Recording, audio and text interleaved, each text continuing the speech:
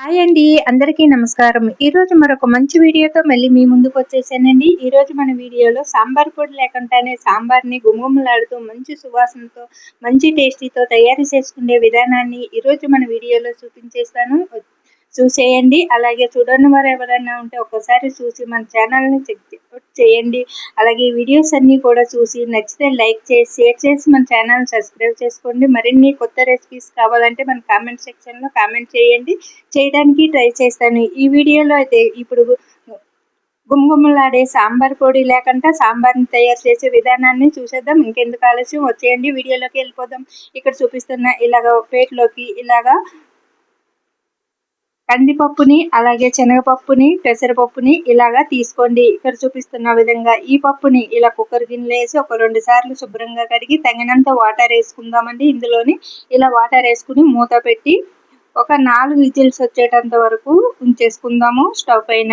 4 whistles వచ్చిన తర్వాత మనము స్టవ్ ఆపేసి ఆవిరిపోయిన తర్వాత మూత తీసి మీకు చూపిస్తాను. ఇలా కందిపప్పు, పెసరపప్పు, శనగపప్పు వేయడం వల్ల మనకి సాంబార్ పొడి లేకపోయినా కూడా మనకి పప్పు ఈ సాంబార్ అనేది మంచి టేస్టీతో వస్తుందండి. అలాగే ఈ పప్పు ఉడుకుతున్నప్పుడే మనము నిమ్మకాయలో సగం అంత చింతపండుని ఒక గిన్నెలో వేసుకుని వాటర్ వేసి నానబెట్టుకోవాలి. ఇప్పుడు మనము పప్పు ఆవిరిపోయిందండి. కుక్కర్కి మూత తీసి చూస్తే పప్పు అనేది ఇలా అయిపోయిందండి. ఇంకా మనకు మెత్తగానే అయిపోయింది. కాకపోతే మీకు చూపించడానికి ఇలా పప్పు గుత్తితోటి కానీ ఇలాగా దేనితోటైనా ఇలా మ్యాచ్ చేసుకోండి. ఇలా మెత్తగా అయిపోతుందండి. ఇలాగా చూడండి, ఇలా మెత్తగా అయిన ఈ పప్పులోకి మనము చింతపండు రసాన్ని తీసి వేసుకుందాము. చింతపండు అనేది మీరు తినే పులుపుని పెట్టి వేసుకోండి. అలా చూడండి, మీకు వేరే గిన్నెలోకి నేనైతే మార్చుకుంటానండి. ఎందుకంటే ఇది కుక్కర్ గిన్నె చిన్నగా ఉంది కదా, మీకు చూపిస్తాను. ఇక్కడైతే ఈ పప్పులోకి కలుపుకుంటున్నాను. ఇప్పుడు దీన్ని వేరే గిన్నెలో అయితే వేసుకుంటానండి. ఇలా ఒక ఎడల్పాటి గిన్నెలోకి వేసుకుని మనకి ఎంత ఈ సాంబార్ కావాలనుకుంటున్నామో అంత మనకి వాటర్ వేసుకోండి. మీరు తినే పులుపుని బట్టి చింతపండు సరిపోకపోతే మీరు తినేదాన్ని బట్టి వేసుకోండి. కొంతమంది ఎక్కువ తక్కువ తింటారు కదా. ఇప్పుడు దీన్ని స్టవ్ పై పెట్టి మరిగించుకుందాము. స్టవ్ ఆన్ చేసుకుని ఇప్పుడు ఇది మరుగుతున్న లోపలనే మనము 2 బాగా మగ్గిన టమాటాలు, ఒక ఉల్లిపాయ, ఒక 8 పచ్చిమిర్చిని తీసుకున్నానండి. కారం ఇవి తక్కువ ఉన్నాయి కాబట్టి. ఇంక ఇందులోకి ఒక పావు స్పూన్ పసుపు, ఒక పావు స్పూన్ కారము, అలాగే ఒక స్పూన్ సాల్ట్ వేసుకున్నానండి. అలాగే కారం ఎందుకు వేసుకున్నానంటే మనకి ఈ పప్పు సార, దీన్ని పప్పు సార అని కూడా అంటారు, సాంబార్ అని కూడా అంటారండి. ఈ సాంబార్లోకి మనకి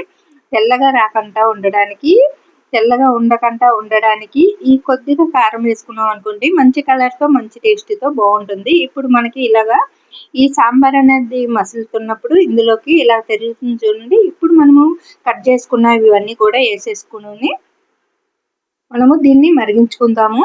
అలాగే చూడండి, ఇలాగా మరుగుతుంది కదా. ఇంకా మనం దీంట్లో ఎటువంటి సాంబార్ పొడి కూడా వేయలేదండి. అలాగే మీకు ఇష్టమైతే ఇందులో బెండకాయలు అన్నీ కూడా వెజిటేబుల్స్ వేసుకోవచ్చండి. ఇప్పుడు పోపు దినుసులు చూసేయండి. ఒక ప్లేట్లోకి ఒక 2 ఎండుమిర్చి, ఆవాలు, జీలకర్ర, అలాగే 4 ఎల్లుల్లిపాయలను కూడా మొయ్యిగా దంచుకుని తీసుకున్నాను. ఫ్రెష్ కరివేపాకును కూడా తీసుకున్నాను. ఇప్పుడు మనకు సాంబార్ రెడీ అయిపోయింది కదండి. మరొక కడాయిని స్టవ్ పై పెట్టి ఒక 2 టేబుల్ స్పూన్లు నూనె వేసుకుని నూనె వేడెక్కిన తర్వాత ఈ పోపు దినుసులు వేసి అన్నీ కూడా దోరగా వేయించుకోవాలండి. ఇందులోకి మనము ఎల్లుల్లిపాయలు వేసుకోవడం వల్ల సాంబార్లో కానీ, పప్పుచారులో కానీ, పప్పులో కానీ ఎల్లుల్లిపాయలు వేయడం వల్ల మంచి టేస్ట్ వస్తుంది. ఇవన్నీ కూడా ఇలా దోరగా వేగిన తర్వాత మనము ఇది పోపు పెట్టేసుకుందామండి. అంటే దీన్ని దింపి కిందకు పెట్టుకున్న ఈ సాంబార్లోని పోపు పెట్టేసుకుని పైన కొత్తిమీర వేసి గార్నిష్ చేసుకుందాము. చూడండి, ఇలాగ వేసేసుకోవాలి. ఇక్కడ చూపిస్తున్న విధంగా ఇలా వేసేసి అంతా కలిసేటట్టు కలుపుకుని సాల్ట్ సరిపోయిందా లేదా చూసుకోవాలి. అంతేనండి, ఈజీగా తయారు చేసుకునే సాంబార్ పొడి లేకుండా గుమ్మగుమ్మలాడే సాంబార్ రెడీ అయిపోయింది. పైన కొత్తిమీరతో గార్నిష్ చేసుకుని వేడి వేడి అన్నంలో నెయ్యి వేసుకుని ఆవకాయతో తింటే ఉంటుందండి. ఆహా అనవలసిందండి. ఎంతో టేస్టీగా ఉండే ఈ సాంబారు రైస్లోకి, ఇంకా ఇడ్లీల్లో కూడా చాలా బాగుంటుందండి. చేయడం కూడా చాలా ఈజీగా తయారు చేసుకోవచ్చు. కొత్తిమీర అనేది ఎంతైనా వేసుకోవచ్చు, మరుగుతున్నప్పుడు వేసుకోవచ్చు, ఇలా దింపినప్పుడు వేసుకోవచ్చు. ఈ వీడియో నచ్చితే లైక్ చేసి, షేర్ చేసి మన ఛానల్ సబ్స్క్రైబ్ చేసుకుంటారు.